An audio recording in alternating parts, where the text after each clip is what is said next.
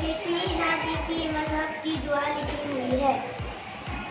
सवाल नंबर 5, आज भी हर मजहब की दुआ क्या पढ़ी कहाँ पढ़ी जाती है?